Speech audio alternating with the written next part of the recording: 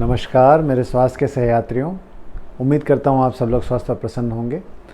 Non critical blockage, वो blockage जो 50% से कम है, आपकी एंजियोग्राफी की जांच हुई या सीटी एंजियोग्राफी हुई और ब्लॉकेजेस 50% से कम आए, इन नॉन क्रिटिकल ब्लॉकेजेस में आपको क्या करना चाहिए, आइए जानते हैं इसके बारे में।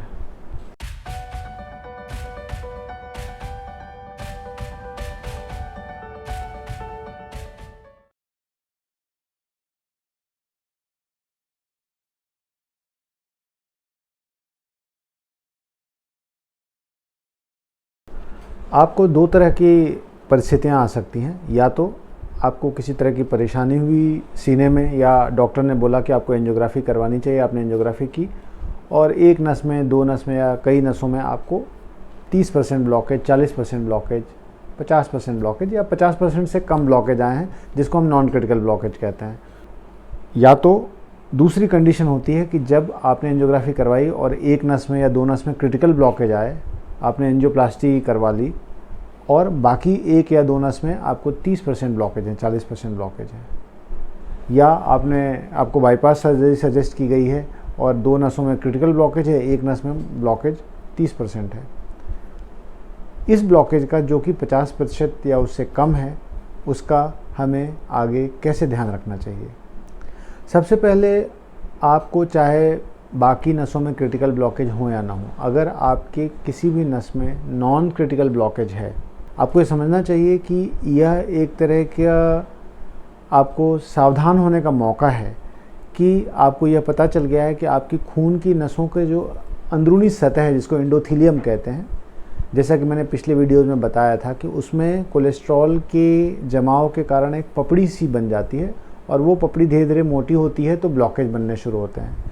जब आपने जांच करवाई और उसमें 30% ब्लॉकेज आया, 40% ब्लॉकेज आया, इसका मतलब है कि आपके हार्ट की जो खून की नसें हैं, जिनको कोरोनरी आर्टरी कहते हैं, उनमें ये ब्लॉकेज बनने शुरू हो गए हैं।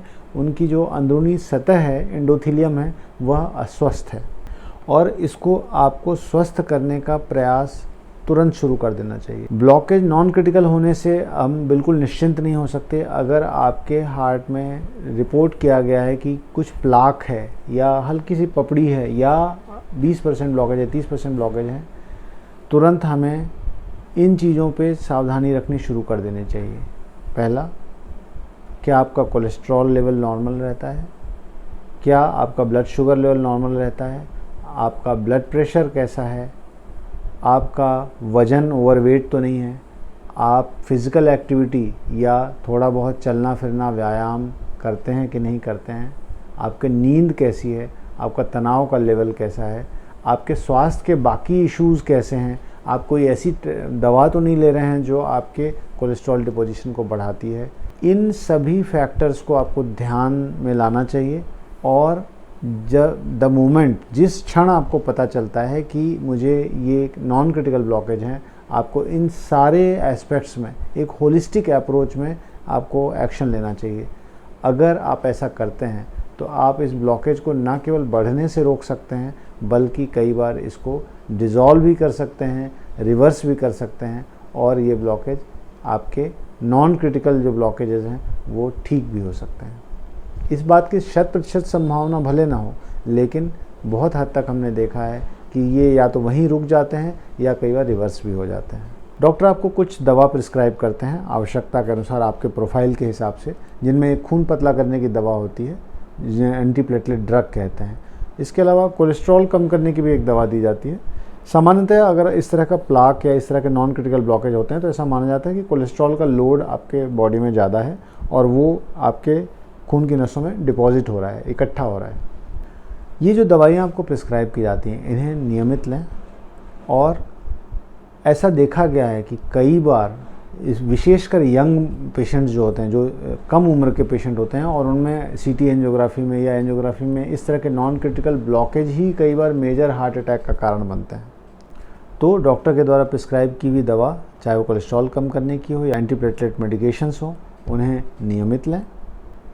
दूसरा, नॉन क्रिटिकल ब्लॉकेज वाले मरीजों को यह सलाह दी जाती है कि आप कभी भी बहुत इंटेंस एक्सरसाइज सडनली ना करें, क्योंकि बहुत हेवी वज़न उठा के चलना या अचानक बहुत लंबा एक्सरसाइज, बहुत लंबे समय का एक्सरसाइज कर लेना, या बहुत ज़्यादा डिहाइड्रेशन झेलना, या अचानक आप मैराथन दौड़ गए, या अचानक आप 8-9 किलोमीटर रनिंग कर लिया, वॉक कर लिया। विशेषकर जब आपको इस बात का नियमित अभ्यास नहीं है, या अचानक आप 20-30 मंजिल चढ़ गए एक्सरसाइज करने के जोश में आके, इस तरह की एक्टिविटी कई बार ये जो प्लाक है इसको रप्चर करने, इसको अचानक ब्रेक कर देने में सहायक होती है, और जो आपको 20% ब्लॉकेज है, 30% ब्लॉकेज है, वो सडनली 100% ब्लॉकेज में कन्वर्ट हो जाता है और आपको मेजर हार्ट अटैक आ सकता है। किसी भी तरह का तनाव, चाहे वो नींद की कमी की वजह से हो, आपके या सोशल प्रेशर की वजह से हो, या आपके काम के प्रेशर की वजह से हो, आपका ओवर एक्सर्शन हो, ये सारे तनाव अगर आप समय समय पे खुद को रिलैक्स नहीं करते, इन तनाव के प्रति एक अंतर्मनन, एक इंट्रोस्पेक्शन नहीं करते, तो ये तनाव कई बार आपके इस नॉन क्रिटिकल ब्लॉकेज को सडनली क्रिटिकल ब्लॉकेज में कन्वर्ट कर सकता है। खुद को रिलैक्स करने का ज़रूर समय निकालें, नींद पूरी करें, अपना ब्लड प्रेशर और शुगर बीच बीच में चेक करते रहें। अगर शुगर आपका बढ़ा हुआ आ रहा है, आपको डाइटरी मॉडिफिकेशन, अपने खान पान में बदलाव की आवश्यकता है। इसको बिल्कुल हल्के में ना लें, स्पेशली अगर आपको नॉन क्रिटिकल ब्लॉकेज हैं, तो ये खान पान में थोड़ा सा परिवर्तन आपके इस ब्लॉकेज को रिवर्स करने में बहुत मदद करेगा। हरी पत्तेदार सब्जियाँ, अंकुरित दाल, फ्रेश फ्रूट्स, बहुत अधिक मीठी चीज़ों को अवॉइड करना, पैक्ड फूड को अवॉइड करना, मैदे वाली चीज़ों को अवॉइड करना, ये सारी जो एक्टिविटी, ये छोटे छोटे मॉडिफिकेशंस आपके कोलेस्ट्रॉल डिपोजिशन को कम करते हैं। ठीक इसी तरह फिज़िकल एक्टिविटी को आपको धीरे धीरे बढ़ाना चाहिए। अगर आप बिल्कुल नहीं चलते तो आप 500 मीटर, 1 किलोमीटर बिल्कुल हल्के हल्के वॉक करना शुरू करें। अगर आप नियमित चलते हैं तो वो डिस्टेंस को बढ़ाइए, आप देखिए कि भाई आपकी कितनी चलने की क्षमता है। फिज़िकल एक्टिविटी एक बहुत बड़ा फैक्टर है आपके खून की नसों को स्वस्थ रखने के लिए, आपके एंडोथेलियम के स्वास्थ्य के लिए। रेगुलर फिज़िकल एक्टिविटी 30-40 मिनट का वॉक आपके खून की नसों को स्वस्थ रखता है, आपके शरीर के बाकी हिस्सों को भी स्वस्थ रखता है। और कुछ योगा, कुछ प्राणायाम, इस तरह की एक्टिविटी आप अपने रूटीन शेड्यूल में इंक्लूड करें। ये सारे फैक्टर्स आपके इस नॉन क्रिटिकल ब्लॉकेज को रिवर्स करने में हेल्प करेंगे। बहुत तरह की आयुर्वेदिक दवाइयाँ या बहुत तरह के यूनानी पद्धति की दवाइयाँ, लोकल नीम हकीम से दवाइयाँ मिलती हैं।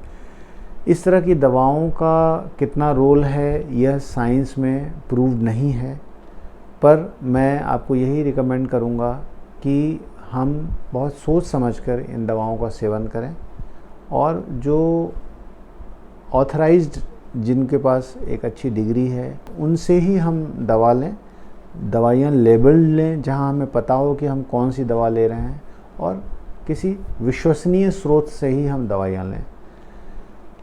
अगर हम बिना किसी विश्वस्त स्रोत के, बिना लेबल्ड दवाइयाँ लेते हैं तो कई बार उसमें बहुत हेवी मेटल्स होते हैं, बहुत ऐसी दवाइयाँ होती हैं जो नुकसान करती हैं, और वो आपके ब्लॉकेज कम करने के बजाय आपको बहुत तरह की पॉइजनिंग, बहुत तरह के नुकसान पहुंचा सकती हैं, और कई बार आपके ब्लॉकेज को भी बढ़ा देती हैं, और ये उल्टा असर हो जाता है। आज की वीडियो में हमने जाना कि नॉन क्रिटिकल ब्लॉकेज अगर आपको डायग्नोसिस हुई है तो यह आपके खून की नसों के अंदरूनी अस्वस्थता को बताता है। यह प्राइमरी इंडिकेशन होता है, एक प्राथमिक संकेत होता है आपके लिए कि आप जल्दी से उन चीज़ों को अपनाएं जो इस प्रॉब्लम को बढ़ने से रोक सकती हैं।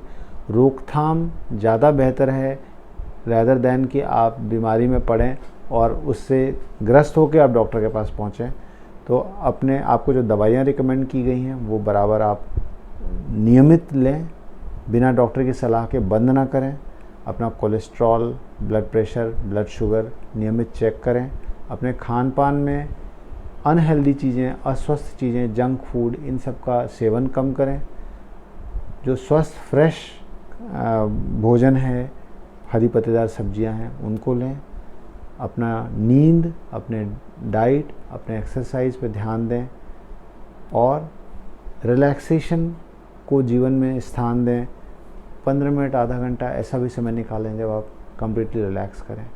अगर आप ये सब सावधानियां रखते हैं, ये नॉन क्रिटिकल ब्लॉकेजेस अपने आप धीरे धीरे कम हो जाएंगे और आपको भविष्य में कभी भी वो परेशान नहीं करेंगे। उम्मीद करता हूँ आज का वीडियो आपको पसंद आया होगा। फिर मिलेंगे नई स्वास्थ्य यात्रा पर, तब तक के लिए नमस्कार।